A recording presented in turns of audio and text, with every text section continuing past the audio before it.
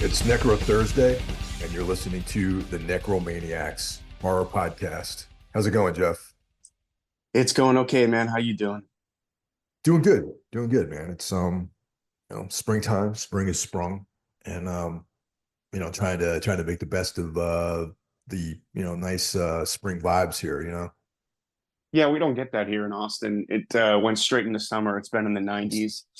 And I'm discovering, since I just moved into this house about a month ago, everything is upstairs and it's a lot warmer upstairs. Like we have the AC cranked and I'm in bed last night. I'm like, it's kind of fucking hot up here. And so we have to figure out all that shit. It's the joys of home ownership, I guess. If something breaks, you got to fix it. If your central air isn't working, you got to fix it. Everything's expensive. Other than that, everything's great. Owning a house is pretty sick, so congratulations. Yes, thank you, thank you. I appreciate it. It's sick is the word I would use, actually. Sick and messy. You should see the fucking room I'm in right now. I'm surrounded by boxes of vinyl and clothes and crates, books, all kinds of fun shit that will eventually make a cool room to do this podcast in.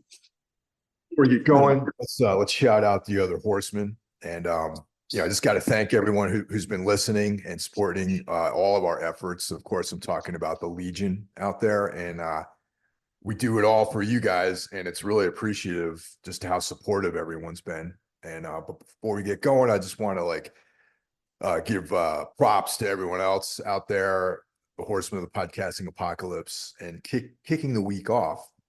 We start with every other Monday. Brandon Legion brings us Horror Wolf 666. Up next on Tuesday, Jackie Smith's Into the Necrosphere for all things extreme and metal. And the only extreme music podcast I listen to actually regularly, on a regular basis. I tune in Tuesdays. Wednesdays, Everything Went Black, which is my personal sort of muse on the world. I cover a lot of different things on there: music, books, fiction, martial arts, variety of different things. Of course, Thursday is Necro Thursday, which you're listening to right now, the Necromaniacs horror podcast.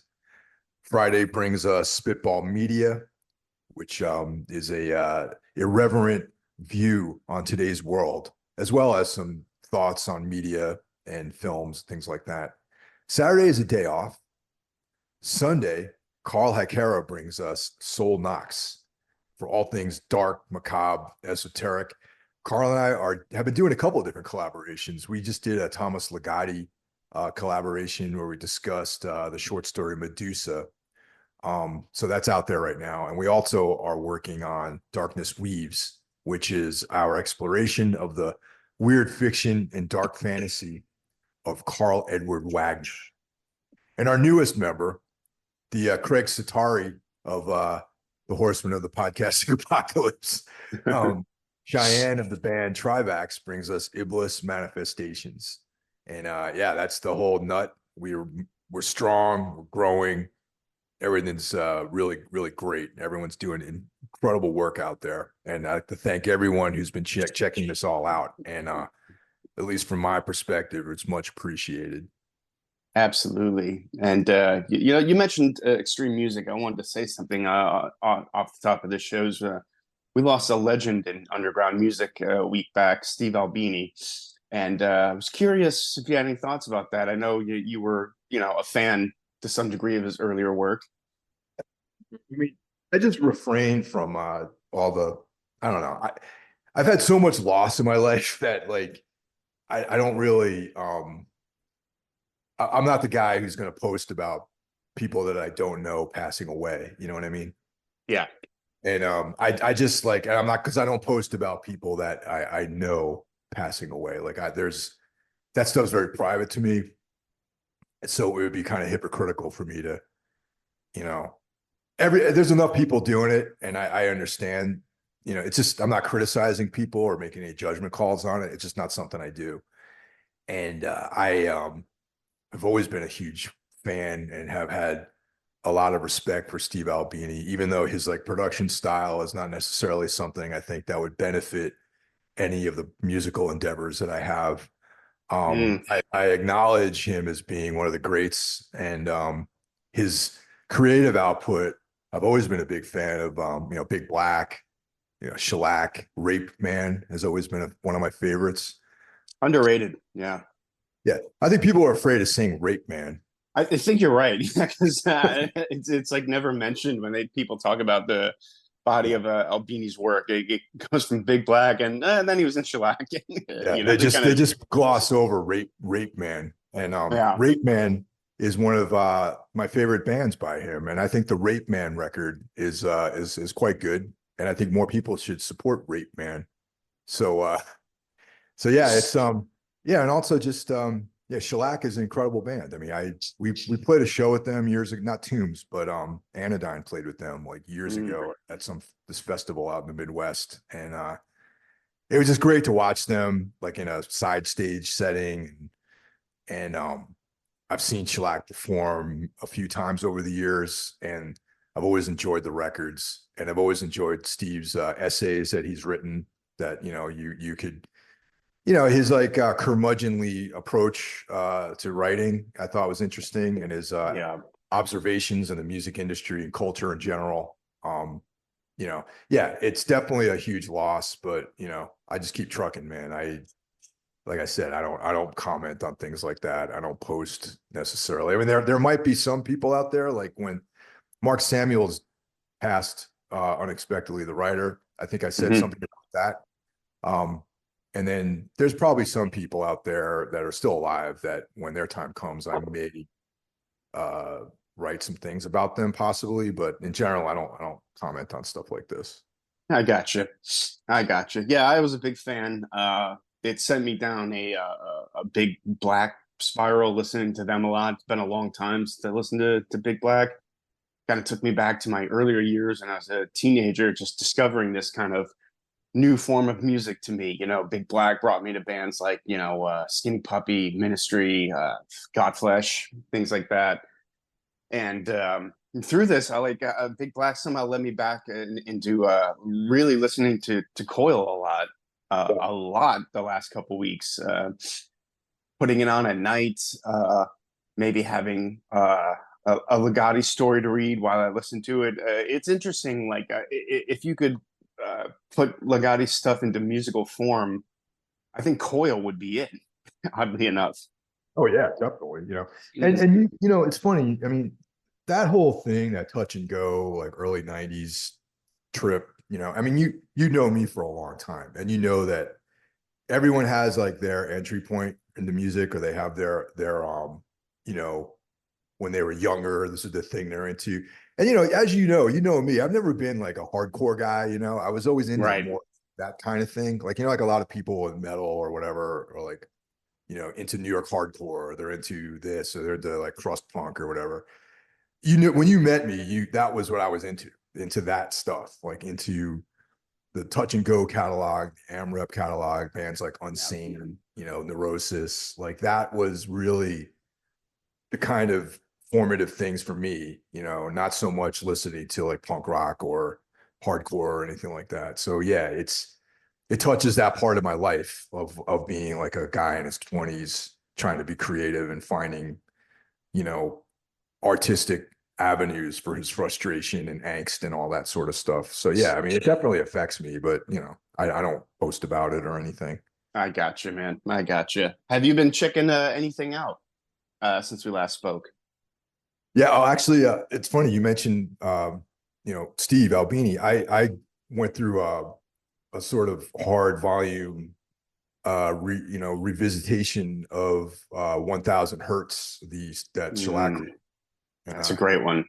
Yeah. yeah, that's probably my favorite shellac record. So I've been checking that out.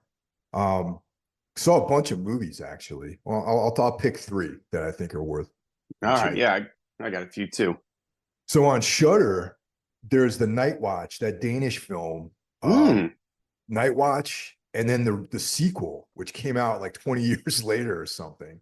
yeah. Yeah, it's got Jamie Lannister in it, that Danish guy, the actor who plays Jamie Lannister from Game of Thrones. And I think the first one came out in the early 90s, and the dude's like 23 years old or something in it. And really cool, really interesting. It's on Shudder.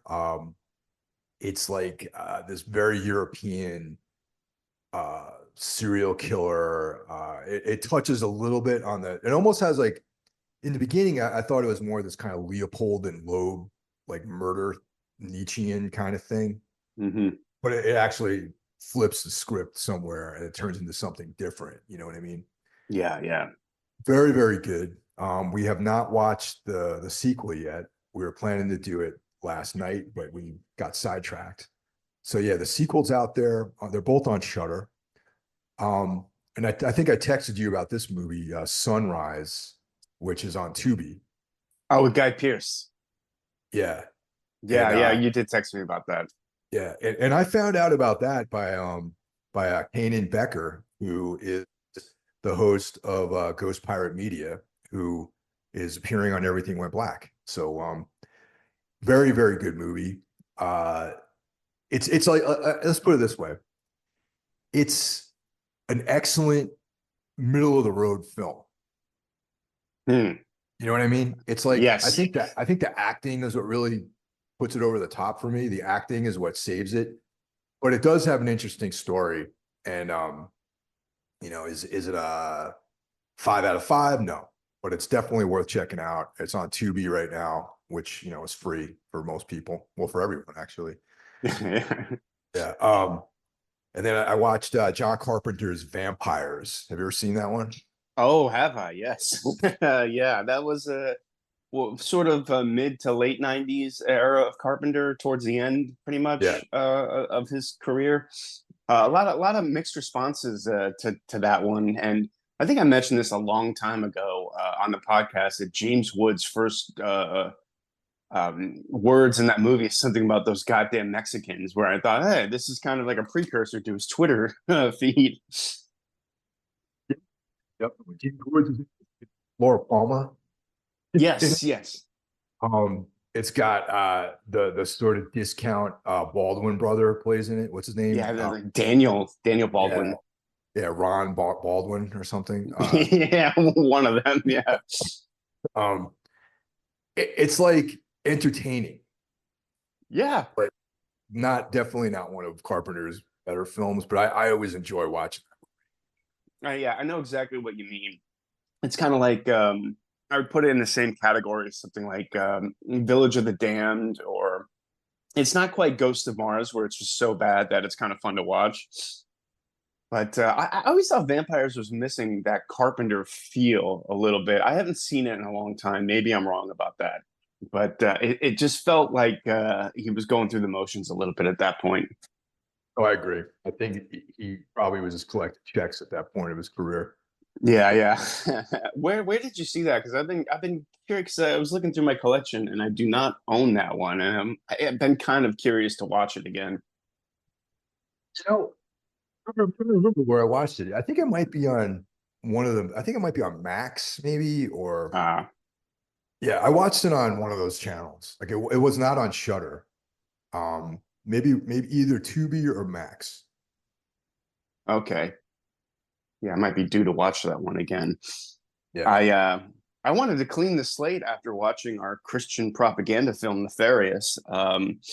So I watched the Black Christmas remake from 2019, something we've kind of talked about here and there, like one day doing like a Black Christmas episode where we talk about all three movies. And I realized I'd not seen the newest remake, and I knew it was had a very different sort of woke take on things.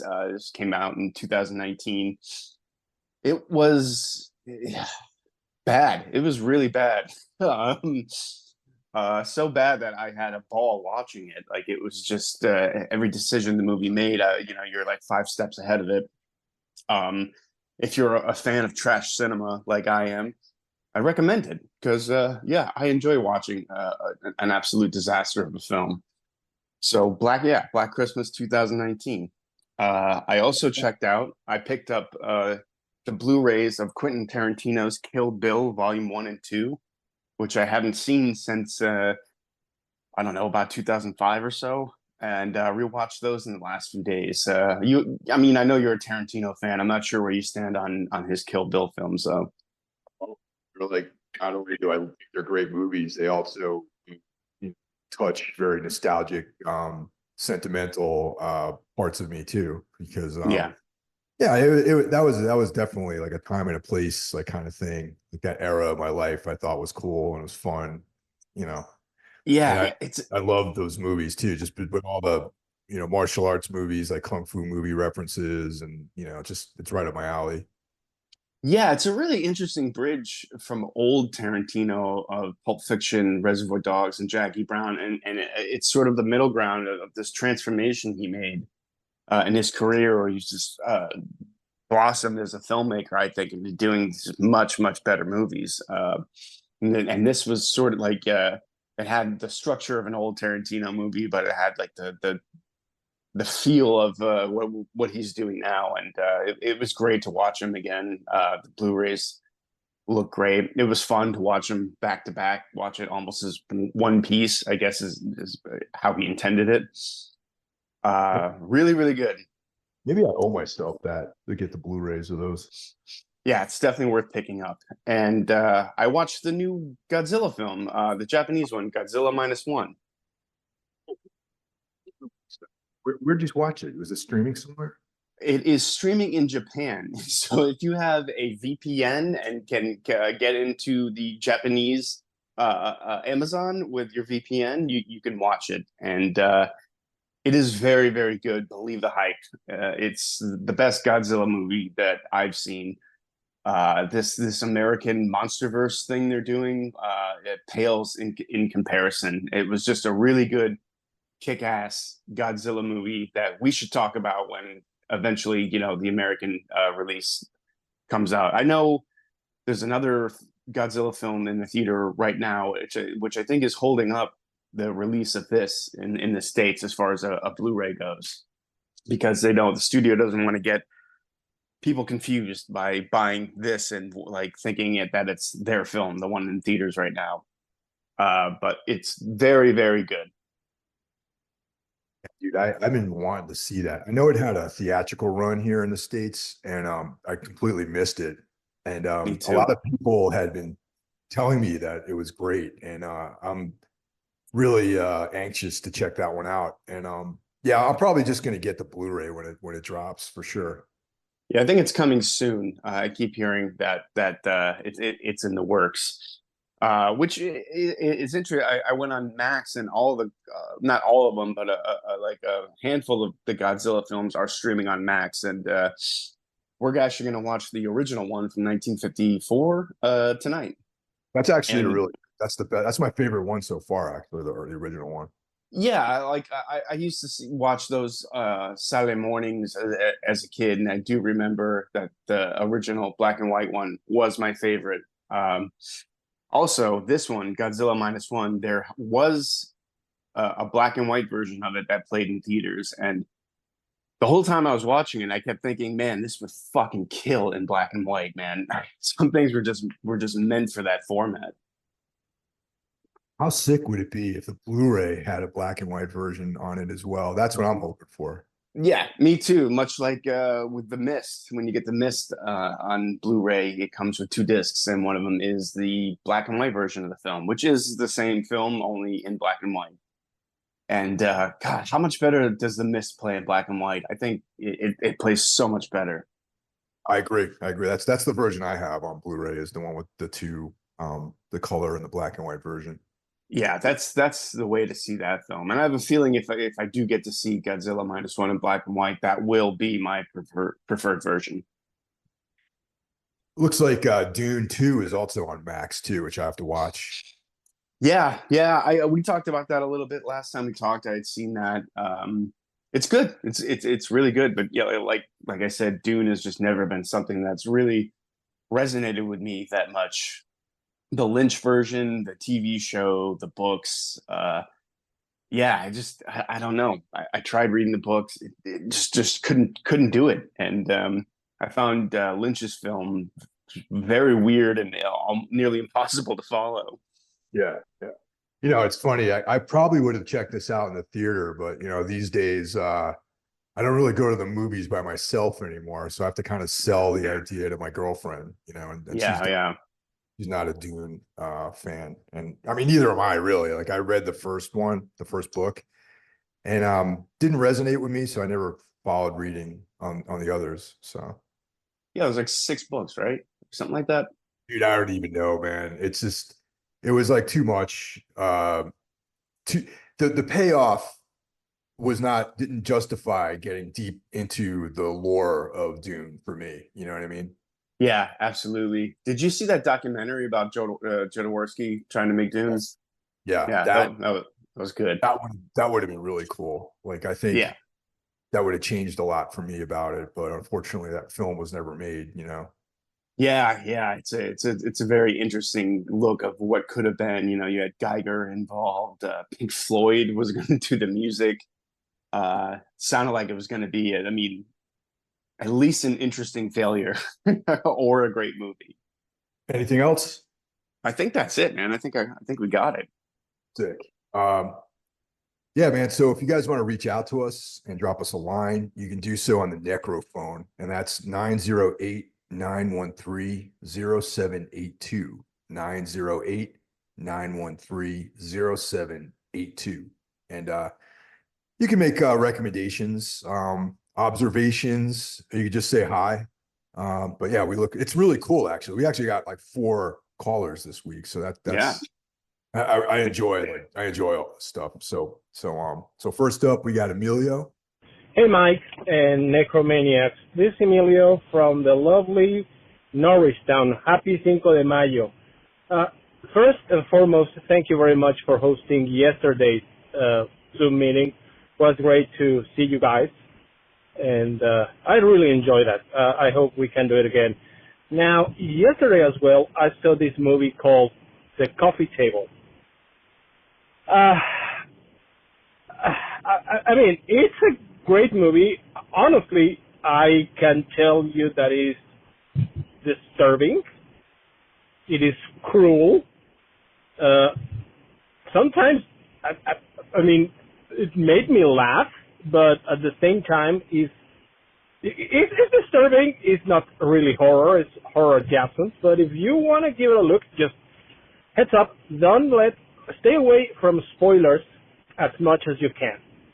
And second, you'll need to be, it is perturbing. Anyway, so again, thank you very much for hosting the Zoom meeting, Mike. Guys, enjoy the rest of your day and eat a lot of tacos. Okay? Take care, guys. Bye. Thanks for calling in, Emilio. And Emilio participated in the first Everything Went Black Patreon Zoom hangout, which we did a couple weeks ago. And yeah, it was if you're a Patreon member at Everything Went Black,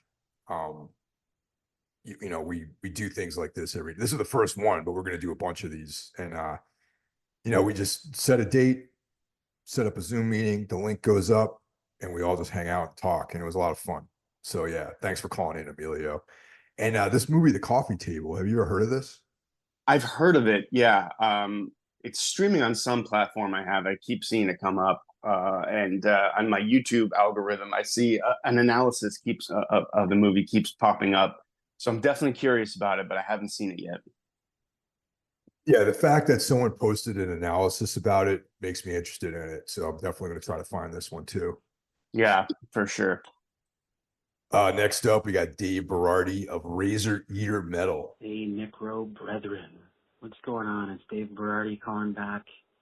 Just wanted to check in as I finally took the initiative that I should have taken a long, long time ago and subscribed, purchased, whatever you want to call it, to Shudder. I know I'm super late to the game, but I guess you could say I haven't checked in and recommended anything lately because I've just been taking that whole app in. Oh my, fuck, it's awesome. And I'm definitely regretting not getting it sooner, but my wife and I decided to get rid of our regular Bell 5 TV and just use our streamer apps and stuff like that. And yeah, I'm loving Shudder. I really am. as far as things that I wanted to recommend that you guys check out if you haven't yet, one of the things on Shudder that I watched that really kind of blew my mind was the movie You'll Never Find Me.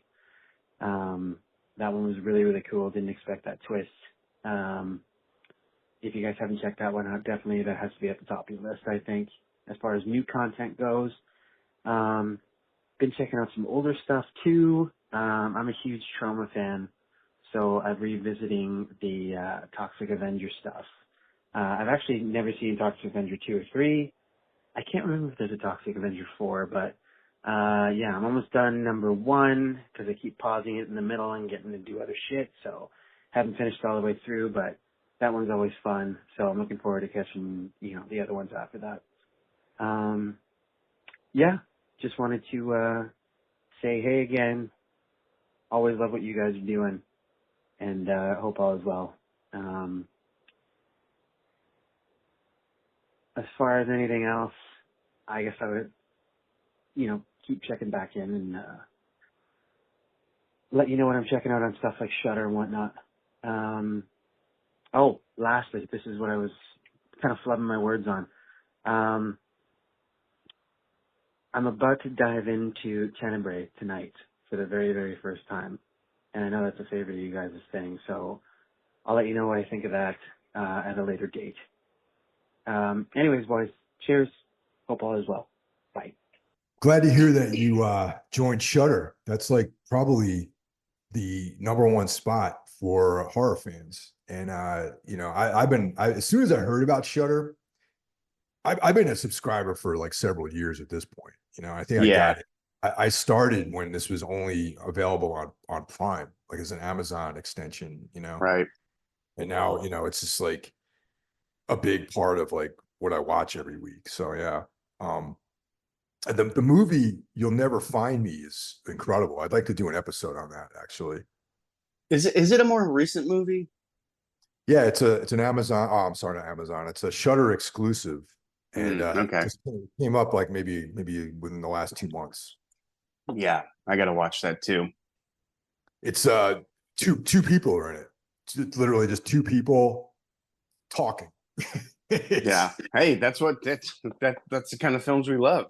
That's what I'm saying, man. And glad to hear that you checked out Tenebrae. That's like another classic. And who doesn't like Toxic Avenger, Yeah, I mean, both classics. Tenebrae is a top 5. Argento for me, one of my favorites from him. And Toxic Avenger, I've never really been the biggest Trauma fan, but there is a special place in my heart for the Toxic Avenger. Yeah, Toxic Avenger is like an iconic character. So yeah, definitely. Yeah. There's a remake that I feel like it was done like years ago that I haven't seen or heard anything about recently. I completely forgot about it. Now that you mention it, falling something like that too, but I've never seen it. Yeah, not sure what happened with it. And now we have the return of Mike from Pennsylvania. Yes. Hey, Necro Hoods. It's Mike from Telford. I'm here in upstate in my family's garage. Just dropping you a line. You can play this if you want. Use your discretion. I'm getting ready to go inside and wake up my uncle. It's like 9:30 p.m. up here for Mother's Day. I haven't really watched anything of note recently. I saw a movie called House Where Death Lives. I think it was called that. It was from the early 80s. Joseph Cotton was in it. It was all right. It kind of gave us a surprise ending, but I did see the Birthday Party documentary. That's available on DVD right now. Wish I knew right offhand where I got that, but that was fucking excellent. I'm sure you guys are familiar with that. I don't know if you've seen it or not. The only problem with that was it wasn't long enough.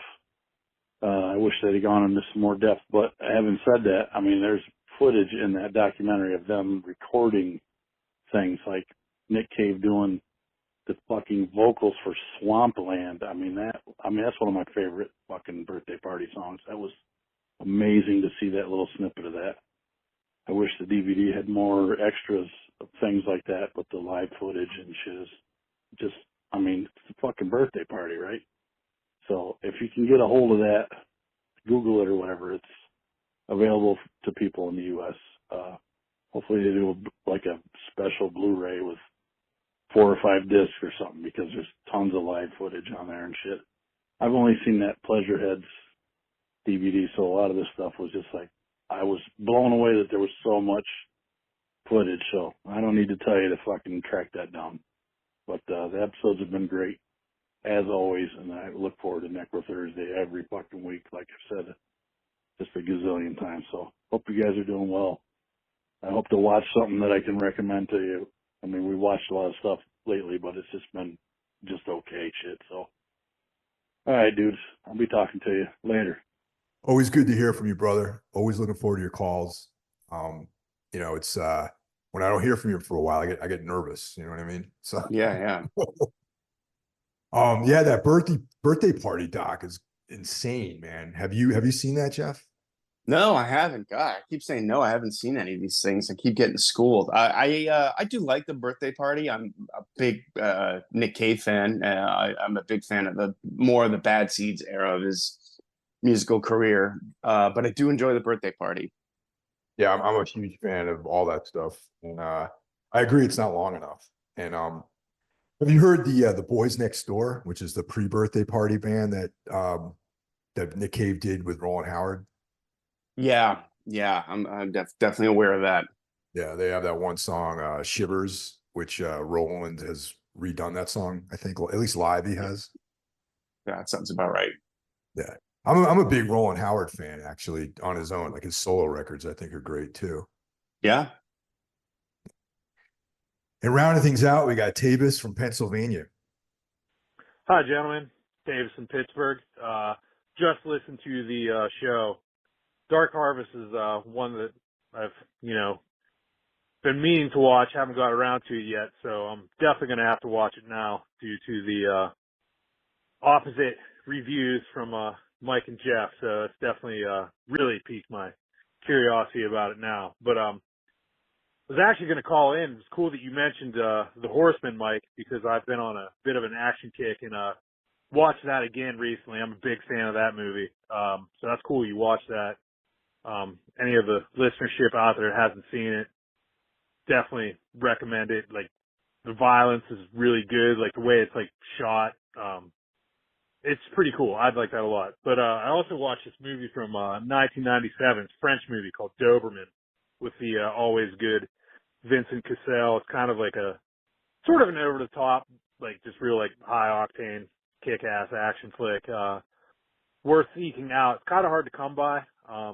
I think if you can either speak French or don't mind what they're saying, I think there's like a version on YouTube that you can find, but otherwise I think it's only like Region B or like bootlegs maybe. But definitely worth seeking out and good.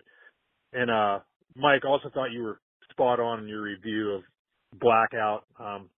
Basically how I felt too, just a proper Larry Fessenden movie. But with Marshall Bell being in that, made me think of that movie from '92, The Vagrant, that he was in with Bill Paxton, Michael Ironside's in it. That's an awesome movie. If you've never seen it, anybody out there, it's kind of like just a really good like dark comedy. A lot of fun. But enjoying the shows, gentlemen, and I will talk to you soon. Have a good one. Bye-bye. See, unlike Jeff, I kind of give Dark Harvest a thumbs up to watch. It's like, yeah, it's fun. I had fun watching that movie. Yeah, God, it seems to have struck a chord with me not liking that movie. I've gotten a few messages about it. I actually got a message about the Hollow Man. Someone couldn't believe I didn't like it as much as I didn't like it, and I can't believe anyone likes that movie. It's awful. Whereas I can see the appeal of something like Dark Harvest. Yeah. Horseman, man. Have you seen that one? Which one? Horseman. No, I have not. I mentioned this a couple weeks ago, and it was something that my mom actually put this on when I was visiting them. And I was like reading, and then I noticed my mother put this like little movie on, and it was like, oh my God, this looks familiar. And yeah, The Horseman. It's just like one of those like Australian like tough guy movies, Love it already, man. Like there's a whole genre of like pissed off Australian dudes like taking revenge out on people, like in this case, like someone was raped, and it's like this total like revenge fantasy, brutal Australian outback movie. Yeah, yeah, yeah.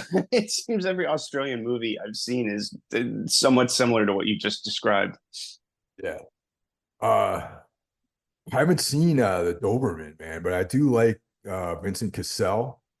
Yeah, And he's great. yeah. And same thing with the Vagrant. Haven't seen that either. No, I mean, yeah, I know Vincent Cassel is currently or has just finished filming the new David Cronenberg film. Wow, that's So good. yeah, good. Those guys are working together again. I feel like that's a match made in heaven. Yeah, that they've never worked together, huh? No, they did a couple things. They did Eastern Promises. Right. Vincent Cassel was also in that Freud movie that Cronenberg did, Dangerous Method or something like that. Not one of my favorites by Cronenberg. I got to say, I was pretty disappointed with that. But I just was reading that they were working on something together as we speak, and at this point, with Cronenberg being 80, all the anything he's doing, man, it's got my money. Don't forget that he was in Eastern Promises. It's like one of my Yeah, mom. It's one of my mother's favorite movies because of the naked scene of uh Viggo Mortensen. nude Vigo in that. That's my mom's like loves him. So yeah, how could I forget about that movie? If I was gonna talk about the best fight scenes in a movie, that's in consideration, I think, for the best. Like whenever you see people fight, it's never like this choreographed thing where guys are like ducking punches and it's like Yeah, messy. yeah, Yeah. it's messy. Viggo Mortensen's fucking balls are flying everywhere. He's getting cut up and crawling over bodies and shit. It was fucking great, man. It's the pinnacle of that movie. Yeah, man. So that's it. Thanks for everyone for calling in, man. That's cool. We love getting phone calls and hearing from everyone. And yeah, it's just really cool. So keep them coming. Yes, please. So that brings us to this week's feature film. It's a movie that I know you and I have been talking about doing for quite a while. And this is the Lighthouse. Great film.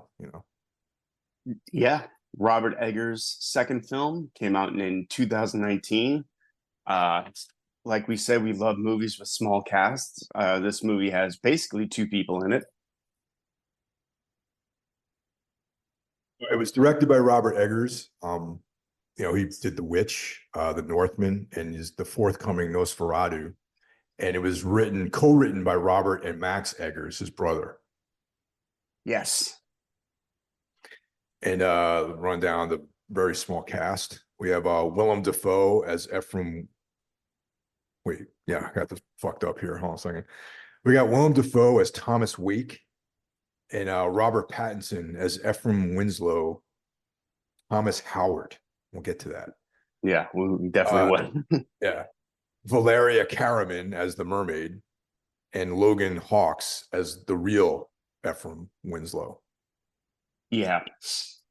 Which brings me to when this came out, there was a lot of talk about how this movie is you can't categorize it. What is it? Is it a psychological horror film? Is it meant to be taken literally? Is it a black comedy? Is it a movie about identity? What is this movie? Ask a different person and you will get a different answer. But something struck me while watching it the other day was this really firmly, squarely fits into the mold of a weird tale. Would you say that? Oh, that's exactly what I was going to say, man. Because it's to me, it's simple. It's a weird tale because it's not, it's like that encompasses what a weird tale is, man. It's like something that if this was written as a short story, it could easily have been penned by Thomas Ligotti or Mark Samuels or, Ted Klein or something like that. Yeah, or even Lovecraft himself. There's a Sure. lot of nods to Lovecraft in this, and also the origins of this. This started as an unfinished story by Edgar Allan Poe. Named The Lighthouse. Yeah. Yeah, which it feels like Poe watching the movie a little bit. I can see the connections there for sure. I've never read that fragment, but yeah, I was aware that it was originally supposed to be an adaptation of the Poe short story. Yeah, so they kind of took what he started, I guess, and just sort of ran with it. Also, this movie is somewhat based on a true story. Obviously, what we're seeing is made up, but there were stories of lighthouse tenders, wikis going missing back then. I guess was a fairly common thing. Yeah, it's like apparently there was something the Smalls Lighthouse in Wales where two wikis, both named Thomas actually, died while trapped at the lighthouse during a storm. Yes, yeah, both named Thomas, which becomes very important as the film goes on. There's also a lot of nods to Greek mythology that seems to keep coming up the more you dig into this movie. But what interests me the most about this movie is any way you look at it, any way you dissect it, it's still like a great, interesting movie. Something you've never really seen before. Yeah, I mean, even if you just sort of like watch it with the sound off or something too, it just looks amazing. You know, it's in black and white. Like there's a lot of just subtle film stuff that goes on in the film. And then of course you can turn the sound on and it sounds great. There's a lot of cool sound design in the film, and Yeah. the acting is incredible, if you ask me. Yeah, I mean, to mention Cronenberg again, I read an interview with him in the last few years where he said so much of directing is done before you even shoot a frame on set. He's like, there's a million decisions you make before the camera rolls, and that's picking the right actors, all this stuff. And Robert Eggers, I feel like his job was like 90% done before he even started filming. I mean, you need to get the absolute right actors for something like this because it's just two people, very dialogue driven. Shooting it in the aspect ratio that he shot it in, the 119, I believe it is, was such the right choice for this. It's about a lighthouse, so you want those like longer shots, not wider. Just everything about it like feels of its time. This movie takes place in the 1890s, and sometimes some of the shots really look like you're looking at photographs from that time.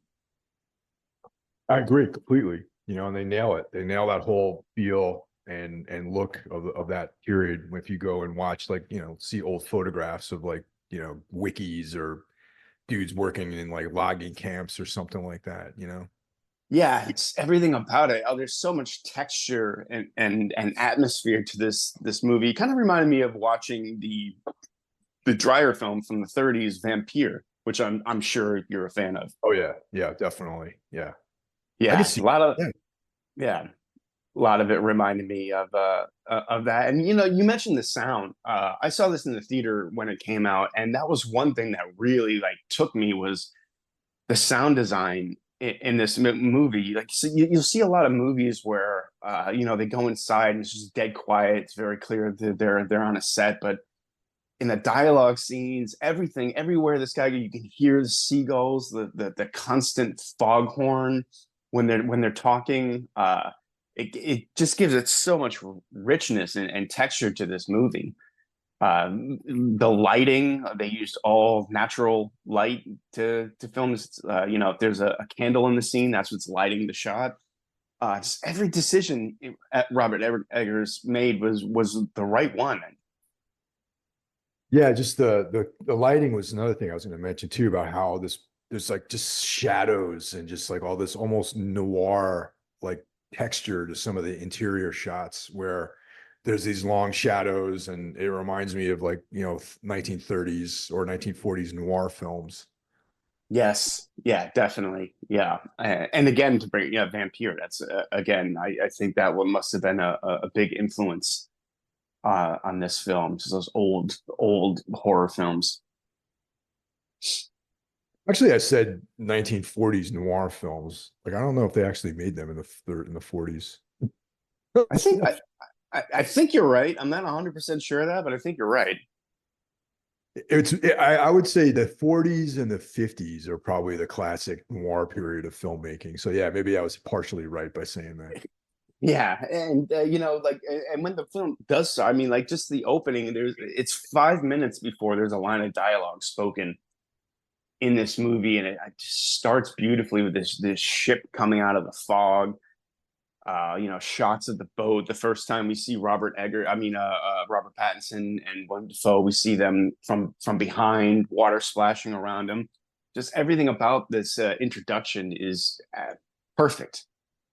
And also what comes to mind too, do you know, like the approach of making the film also has this very impressionistic sort of thing, especially the performance of Robert Pattinson, who has, out of the two, the least amount of dialogue, and his communication is portrayed mainly through facial expressions. It's like this kind of atmospheric performance. Totally. And one criticism I've read is that Pattinson's accent seems to change throughout the movie, but I think it's a great acting choice. When the film starts, like maybe the first 40 minutes or so, it's a very internal performance. Like you said, it's all like on his face and his body language, and he just says a few words here and there. But the more comfortable he gets there, the more frustrated he gets. He starts to talk more, and of course you'd hear more of that accent. I guess it sounds like he's doing like an early New York kind of thing. Like I kept thinking of that Daniel Day-Lewis character from Gangs of New York when he talked. But it's great, and it's also a very funny performance from both of them. There is an argument to be made that this is somewhat of a black comedy. Yeah, definitely. I could see that. I could dig the black comedy angle on it, for sure. Yeah. Once again, that plays into the weird tale aspect. It's like some of Ligatti's darkest work has like an element of humor to it as well. Yeah, I mean, absolutely. Before there's a line of dialogue uttered in this movie, there's a fart, which it's much discussed in this movie is William Dafoe's gas, which I thought was a great way to introduce the dynamic with these characters. Like, like it's almost like a power play, like, hey, I'm in charge, Yeah, definitely. So let's kind of like get into the roles of who these guys are then. So yeah, sure. So we were talking about Foe's character, Thomas Wake, and the term wiki is used, which is the people who tend these lighthouses are referred to as wikis. So Wake is the guy in charge. He's the senior wiki in this operation that's going on at this lighthouse. And Pattinson's character, we're going to call him Winslow in this part of the story. Sure. Is a new guy. He just showed up. He's brand new to being a wiki, so he's definitely in the junior role. And Wake is making him do all the shit work, like polishing everything and tending to the cistern and the septic tank and carrying the fuel that they burn, like all this sort of stuff, shoveling coal into the furnace, like all that great stuff, and yeah, and Wake is just sort of they're giving direction, and doing the more executive decisions in this operation. Right, exactly. He has like the one task that seems that the wikis want, which is tending to the light. He's very persistent that the light is his to tend to take care of, and Pattinson takes notice of this almost instantly. Now, after you and I have both seen this film a bunch of times, so yeah, after watching it a few times, the light has this almost like atavistic, like talisman, almost a fetishistic sort of role in this film, because Wake is coveting his position as the tender to the light, and Winslow is coveting that position because he's denied access to the top of the light tower where where all that sort of business goes on. Like Wake has a lock on it, and yeah. when he brings up the fuel, the burn, the oil, he's like, doesn't let him up there. He doesn't want him to go in that area. Right, exactly. And I think that scene of him carrying that heavy canister of kerosene up the stairs only to have to take it back down, that he didn't need to do that, it is very telling to one of the theories of the movie, that this is purgatory, and and that it's sort of like a metaphor for someone in hell pushing a stone up a mountain only for it to fall down when you get to the top. Oh, you're talking about Sisyphus, the from mythology, right? Yes, yeah.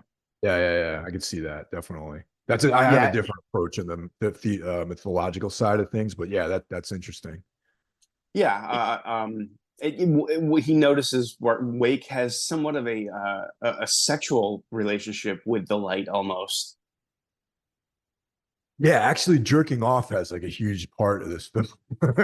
So, yeah, it really does. Yeah, yeah. I guess you could see the lighthouse itself is some sort of like phallic symbol. Actually, right when Winslow, when they get to their quarters, right? Winslow notices there's a slit cut into the mattress, and he finds this little statue of a mermaid in there. And yes, before he pulls it out, there's like hair stuffed in there too. And which implies, like that there's two guys alone, by themselves, no women.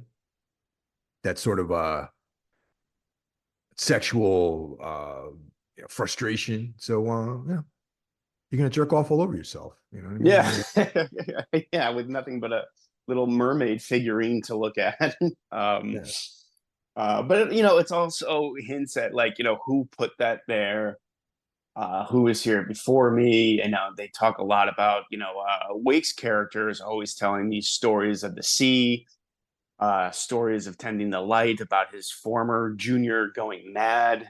And they developed this sort of adversary sort of relationship. Like, they don't like each other, but then they come together at dinner and sort of bond in a weird way, sharing stories, eventually getting blind drunk together. But it's a very interesting dynamic. These are two guys getting to know each other that do not trust each other at all. Yeah, definitely. And it's hard to like after you have to watch this movie a few times, honestly, because the first time I went through this film, I was like, what the hell even happened? Because there's a very thin line between reality and dreams or illusions in this movie, or what's being perceived. And it also plays upon that idea that Poe uses a lot in his fiction of the unreliable narrator, because we don't know what really is true and what's not true. I mean, we can ascertain certain things as being true. But certain things are definitely fanciful. There's a question as to whether or not anything supernatural is going on too, in the lighthouse itself. Right. And I think any way you look at this movie, like, it could be the correct answer. The movie doesn't really give you many answers. As according to Robert Eggers, he designed it that way for the audience to have more questions by the end of the movie than actual answers. And to that, he did a great job. And a lot of that is the way it's shot. Like, a scene with Pattinson seeing a mermaid. It's not shot like the other dream sequences in the movie. So you're supposed to think, wow, that really happened, because that's the way they framed it and shot it. But you don't know that he actually saw that. And I think it's telling, a lot of horror movies have dream sequences that just, they look cool. But I think a really good dream sequence really gets you into the mind of the character having that dream. And this movie does that perfectly with Pattinson's first dream of him walking into the sea, and he's seeing these logs and there's a siren calling to him. I think that really lets you know that something about Pattinson's psyche, and that he's hiding something. Yeah. So what do you think is real and what's not real in this movie? I think that would be an interesting discussion to have. Yeah, I've seen this a few times now, and like I said, every every sort of theory I can come up with seems to work. You can take it at face value. There is something supernatural going on. This is some sort of metaphor for hell. One thing a theory I keep coming back to is this is some sort of death dream of Robert, the whole thing of Robert Pattinson. That he was always the wiki there, and he had gone mad, and he is like laying on that rock dying and imagining all of this. There's even a moment where Wake says to him that, I might not, this might all be a hallucination. Like I might not even be here. Yeah, exactly. I might be a figment of your imagination. How long have we been on this rock? A week, 5 weeks, a day?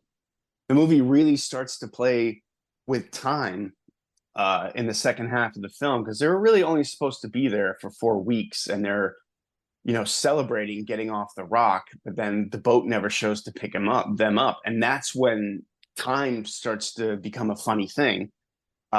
Wake says they've been there for weeks, and Winslow says no, it's just been a day, and it's not really ever addressed again. So you don't know. It doesn't really give you the answers. What do you think is happening? Well, my current read on this is like this. I think that there is no supernatural element in this movie, which doesn't preclude it's still a weird tale, because there is like that psychological element to it, which internally, if you believe something supernatural is going on, then it is, at least in your perspective. You know what I mean? Right. But the objective view of what's going on is not supernatural. I think that these are the things I think are true. I think that, okay, Howard and Wake, or, Ephraim Winslow and Wake, Yeah. arrive at this rock to go to the lighthouse. They have a tense relationship. I think there's this whole thing about killing seagulls. I do think that Winslow kills the seagull. Okay. Mm-hmm. I do believe that the storm happened and the ferry does not come to pick them up. Okay. So that prolongs their stay on the rock. And I do think that there's a moment when their provisions go bad, go spoil, and they have to dig up what Wake calls provisions, but are actually a case of booze. Yeah. Right?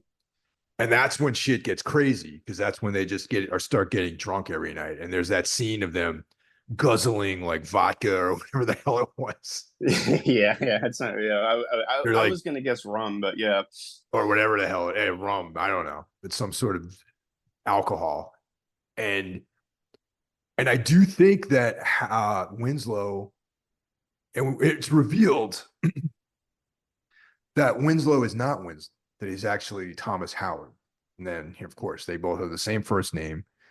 And I do think that he physically assaults and possibly sexually assaults Wake before he falls. interesting. Yeah. And I think that the mermaid's not real either. And I think this whole movie has to do with how the sort of like psychosexual deviancy that happens when men are taken out of the presence of females and are isolated and are forced to just be alone like that, Right. That's yeah. So do you think these guys, both named Thomas, do you think Defoe's character is real? You think he's really there? I think that he's really there. I think that he did have an assistant prior to Winslow / Howard, because there is a scene that happens during the daylight where they find his head in the lobster trap With one eye, yeah. one eye missing, and Yes. yeah. So, and I do think that because what's revealed about Winslow / Howard is that he's this kind of guy who's running away from his past because he may or may not have murdered or allowed someone to die. Like, he's like kind of a manslaughterer, I guess, You know what I mean? Yeah, Of in one of his like masturbation scenes, like it kind of cuts to him thinking about the actual Winslow, and in that, it kind of implied that Robert Pattinson killed him. yeah, exactly. Yeah. And it's because he drives like a spike through him or something like that. Yeah, Because yeah. yeah. Winslow used to be a logger in the lumber industry. And one of the guys he worked with, the real Winslow, he either killed him or allowed him to die, or he told a very vague story about what happened, you know. And then so yeah, so you know that he's predisposed to murder or manslaughter, Right. right? Yeah, And it's a means to an end. yeah, and he's like definitely an unhinged kind of person too because of all this. Yeah, exactly. And the film also seems, I kind of got this, is that I think he's repressing some sort of homosexual desires too. I think like that his character is probably gay. Maybe him, the real Winslow, had something, he couldn't handle it, and he couldn't handle what he is, and killed him. I can see that. You know, I have like a little bit more of a different take on it, but yeah, I can see there's definitely some sort of homoeroticism involved in this movie for sure. Oh yes, definitely. Yeah. Yeah, And then it's not subtle. just real quick about Howard too, or about sorry, about Wake, is he's also a guy who's kind of full of shit too. Yes, yeah, he's like the Joker. He keeps reinventing his origins. You know, he tells a few different stories that contradict each other. You know, how he hurt his leg, things like that. And you know, Pattinson's character picks up on this, and you know, towards the end, kind of calls him out on it. And there's even a scene where, you know, most of the early part of the film, Wake is walking with a limp, right? And then when they're drunk and he's dancing this jig where he's clearly able to like, you know, get around. Yeah, yeah, yeah, exactly. And there's a few hints in this movie that like, if you want to approach it like these two are actually the same person, that Wake's character isn't even really there's a lot of clues to that. You could really take the movie this way. Like in one scene, and it doesn't the movie doesn't call attention to it. There's one scene where Wake is smoking a rolled cigarette, which Winslow's character is doing throughout the whole movie, and the Winslow character is smoking Wake's pipe. Did you catch that? Oh, I didn't catch that, but that's interesting. Yeah, because he is smoking a pipe throughout the film. Yeah, I thought that was really interesting too. I was like, oh, I don't know if maybe like there was a scene that got cut where they just decide to try each other's different tobacco methods, or is there more to that? Because then they get into a little argument, and Wake angrily takes his pipe back from him, and I don't know. I found that very interesting, and maybe a clue to unlocking this movie. Like, oh man, maybe they're the same person. Yeah, that's interesting, you know, and but just about the latent homosexuality too, you know, Yes. art and both of I want to call him Howard at this point because now I think the cat's out of the bag that he's not who he says he is. So Thomas Howard, in his two vocations that he's chosen, involve like isolation and being removed from the company of women, right? Yeah. So his homosexual tendencies, I think, are more like like a prison sex kind of thing, as opposed to like being, you know, gay. You know what I mean? Um, Mm. but then again, you know, back then being homosexual was like completely out of the question, you know, for anyone really. It was like a Yeah. very much like in the shadows in that part of that time, part of history. Absolutely. But yeah, I think that he has the tendencies. I think that he possibly was, in that sense, attracted to the original Winslow, maybe a little bit too, you know, because he comments on him being soft, quote unquote. You Yes. know, Eyes like a lady and all yeah, this yeah, stuff. Yeah. exactly. And then but the subject of his sexual fantasies is a mermaid, you know. That's But yeah. then again, mermaids aren't real. And if you're gonna go with the um, you know, straight up materialist, you know, non-supernatural take on this film. So he struggles with his feelings towards men. Um, but he is. And maybe I'm convincing myself otherwise. Actually, maybe yeah, because I'm thinking like, okay, the subject of his fantasy is a female embodiment that doesn't exist. It's not an actual woman that he's fantasizing about. Right. And also while he's fantasizing, he's thinking about the real Winslow. Yeah, I think I just talked myself out of this whole thing. That's interesting. Well, and that's the beauty of this movie. You can it works. Like your ideas about the movie totally could work. Another hint to that maybe these guys are the same person is after Winslow makes, or Thomas Pattinson's character makes his confession, he hears Wake's voice saying, "You spilled your beans," but it's echoey, and Wake is nowhere to be seen, meaning like that voice he's hearing is in his own head. That's a good point. That's a good point. Yeah. And then there's, of course, the ending, which I'm really curious about your interpretation of the end of this movie. Of the very last scene, you mean, or just how it?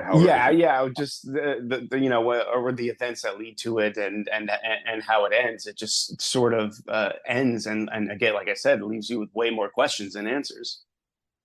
Well, before, like when things go bad between Wake and Howard, he sort of indicates to him that he's going to have a Promethean end. Okay. Yes. Right. Which is kind of what happens. So I think he kills Wake and finally climbs up to the lighthouse, the top of the lighthouse, and then falls to his death. Okay. Yeah. He ends up out on the rocks, and his liver is being eaten by is that a seagull? Yes, it is. Yeah. All right. So now the Prometheus in Greek mythology, he was a titan and transgressed against the gods by stealing light. Okay, and that's could be thought of as like technology or something like that. And Zeus punishes Prometheus by shackling him to these rocks, and an eagle, which is not a seagull, but an eagle, which is the Zeus, eats his liver, and then he dies, and then he is reborn and suffers that into eternity. So that's the legend of Prometheus. And so I mean, we were talking about how the light being was like this talisman throughout the entire film. So like maybe you can look at the light as being like this kind of maybe truth or something like that. Yeah. And the truth is being obscured to Howard throughout the entire film, and then he finally finds out the truth about himself is that he's a murderer. He's like he's got all these like feelings, and kind of a bad person, and he once again murders Wake, falls to his death, and then is being has this horrible torturous end to his life, which Wake sort of predicted by saying that. Yeah, exactly. I interpreted the lighthouse scene with Pattinson's character much the same way. At first, he's ecstatic to be bathing in the light, and his ecstasy quickly turns to horror as he screams, and this beautifully distorted scream comes pumping through the soundtrack. I took it the same way, like he finally has seen the truth of what he really is, and it kills him. Yeah, and I'm sure I'll watch it again. I'll have a different perspective on it. You know what I mean? But that was cool. Yeah. And also one of the best scenes, one of my favorite scenes in going back a little bit is when Howard tells Wake that he doesn't like his cooking. Yeah, that's such a. I mean, Defoe in this movie is. I mean, I don't know how he didn't get every award for acting for his role in this, because I mean, he's so great. He has so many great monologues, and a lot of these monologues are done in one take. Like when he's telling Pattinson that you got to swab the floor, and if I don't like the way you swab it, you'll do it again, and you'll like it because I tell you you like it, and it's all done in one take. And he's so great. He's so convincing. He's got at least 3 moments like that, and that one in particular, yeah, the hark scene where he just stands and it's like a god yelling at a human. It's so great. I've dreamed about cursing someone like that, man. Like he curses him to this, like, to be like consumed by like the Poseidon and disappearing into the abyss of the ocean like he was never existed. You know what I mean? Like, Yeah. And then cursing him into nothingness, like, damn. All the guy said was that he didn't like your cooking. That's all he said to him, Yeah, and it's fine. Have it your way. I like your cooking. Like it's very, very funny. And then there's another scene where Pattinson is attempting to bury Defoe alive, and even in his final moments, he's cursing him, like telling him this is all going to end horribly for you. Yeah, I think that's where he curses him to the Promethean end, like banishing him to that fate. Yeah, and it's such a great scene. Defoe is really getting, I don't know what they used in the film, but he's getting like dirt thrown on his face and he's spitting it out and delivering his dialogue. Man, it is such a great performance. I love him in this movie. Pattinson, too, always picks really interesting stuff ever since he was, like the Twilight vampire kid. Ever since then, he's really picked fun, interesting roles. And I think he's really, really great in this.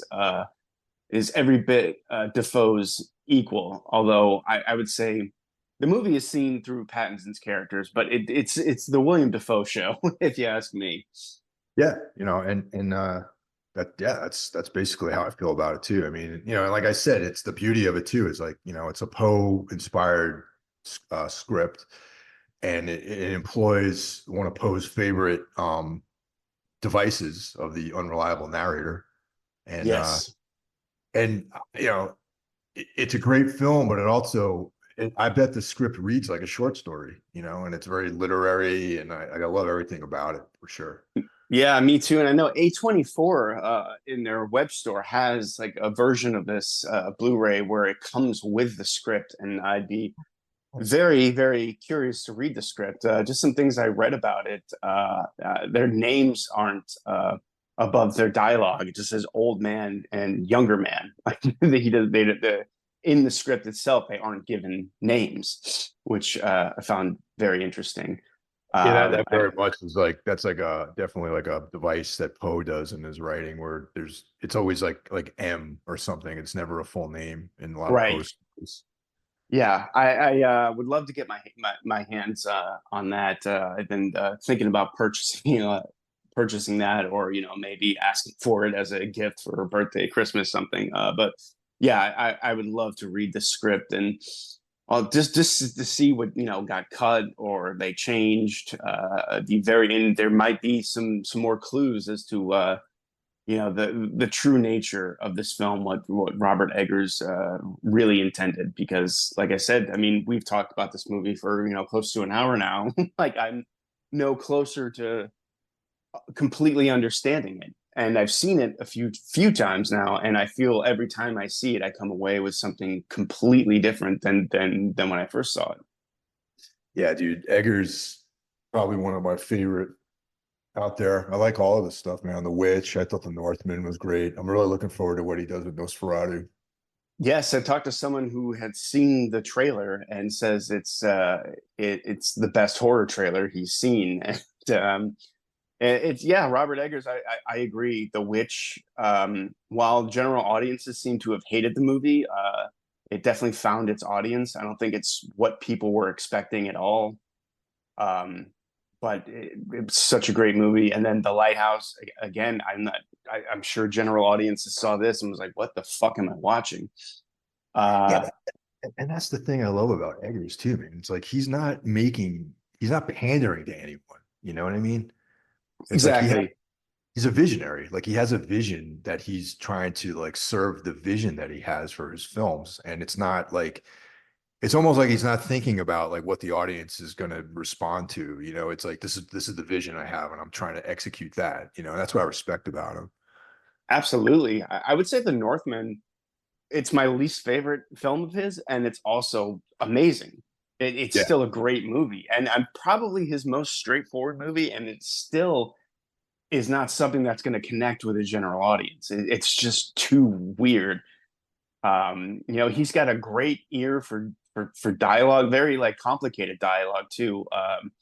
The witch, a lot of people had a hard time understanding what people were even saying in that film. And same with this movie, The Lighthouse.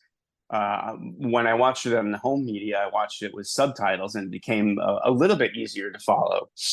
And I just think, man, he's got such a great knack for the way people talked and everything. And I really can't wait to see what he does with Nosferatu. I mean, I think this will be the third version of that film. I know Herzog made a version in the 70s that was Yeah. one of my favorite horror movies of all time. I love it.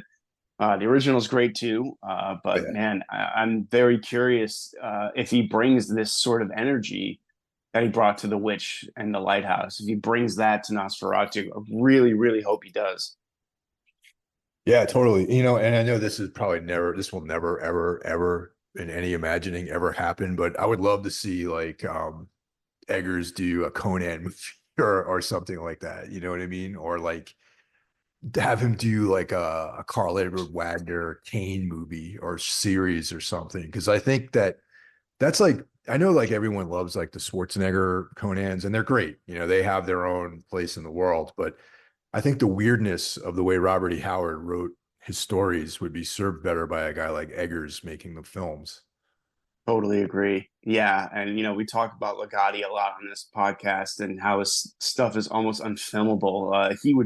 Eggers would be the guy who could crack that, I think, because he gave us the Lighthouse, which is like a perfect film version of a weird tale. I totally agree. So if you we're pressed to give a grade to this film, how would you grade this? Oh, unquestionably a five. Yeah. This is one of my favorite movies. I love it.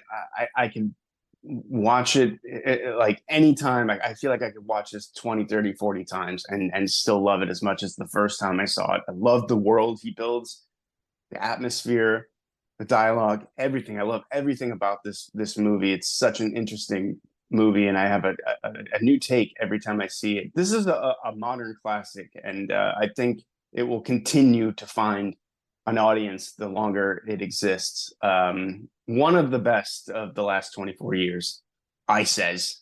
What about you? No, I agree, man. I give it a five. It's definitely one of the greatest films of the new millennium, actually. And Yeah. yeah, I think I've been talking a little bit about the book idea I have that I've been kind of chipping away at about horror in the 21st century, and the work of Robert Eggers is like something that's very, very prominent in that.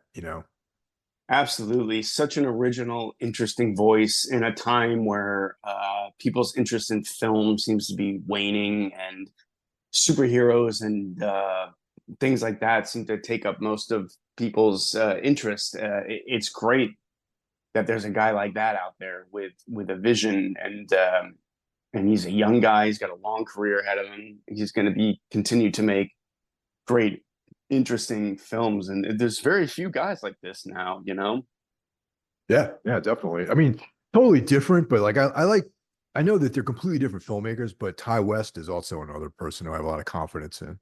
Me too. Ty West, Ari Aster, that guy, I can't fucking think of his name for some reason. The guy made Kill List. Ben Benson and Wheatley, Moorhead. Jesus Christ. And yeah, Benson and Moorhead. Yeah, there's a handful of people out there doing really, really cool stuff. And I'm glad, because especially, and they play in genres that I love. And Well, so much genre stuff that comes out is just shit now. I think you were referring to Ben Wheatley earlier. Ben Wheatley, yes, yeah. Yeah. I just had a brain fart there for a minute. Even Ben Wheatley's been called up to the big leagues, to do that last Meg movie, and is very disappointed that he didn't bring that Ben Wheatley sort of weirdness to it. But I don't see Robert Eggers doing something like that. I don't see a Marvel movie in his future, or Aquaman or anything like that. I think, hopefully he's going to continue to do these very interesting films with his very unique voice. Yeah, there you have it, guys. If you haven't seen this movie, go out. It's on Max right now. So if you have a Max subscription, you can check this out at your leisure. And if you have a take on this movie, please let us know. I love talking about this movie with people because, like I said, everyone seems to have a different idea about what it is we're seeing. Maybe we should have a Necromaniacs Zoom hangout with people who have different takes on this film. Yeah, that would be fun. Yeah, similar to what we do over Everything Went Black. Let's Yeah. If you guys have takes on this film and you want to talk about it, let us know. Absolutely. All right, guys, that wraps up this week's episode of the Necromaniacs Horror Podcast, and we'll catch you guys next week. Take care. Bye, everyone.